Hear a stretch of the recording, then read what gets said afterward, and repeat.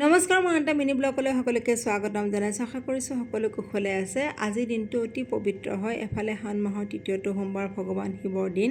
শাওণ মাহ মানে হৈছে ভোলানাথৰ মাহ। বাৰিষাৰ এই পবিত্ৰ মাহত এটা এটাকৈ সোমবাৰ আহে আৰু ভক্তই জল, বেলপাত আৰু গাখীৰেৰে শিৱলিংগৰ অভিষেক কৰে। আজি তৃতীয় সোমবাৰ মনে মনে প্ৰাৰ্থনা কৰিলোঁ, সেই দেৱাদিদেৱ অসমৰ পৰা বানপানী, ৰোগ ব্যাধি আঁতৰ কৰক, সকলোৰে ঘৰত শান্তি আৰু সুখ দিয়ক। আনফালে আজি নাগপঞ্চমী হয়, নাগ দেৱতাৰ পূজাৰ দিন। আমাৰ সনাতন ধৰ্মত নাগক পূজা কৰা হয়, কাৰণ নাগে প্ৰকৃতিৰ ভাৰসাম্য ৰক্ষা কৰে। ঘৰৰ দুৱাৰত গোবৰ আৰু হালধিৰে নাগৰ ছবি আঁকি গাখীৰ ফুল আগবঢ়াই প্ৰাৰ্থনা কৰা হয়, হে নাগ দেৱতা আমাৰ ঘৰখন ৰক্ষা কৰিবা, কাৰো কোনো অপায় অমংগল নহওক। শিৱ আৰু নাগৰ সম্বন্ধ বৰ গভীৰ। ভোলানাথৰ ডিঙিত নাগ দেৱতা থাকে, সেয়ে আজিৰ দিনত দুয়োকে একেলগে পূজা কৰিলে ফল দ্বিগুণ হয় বুলি বিশ্বাস কৰা হয়।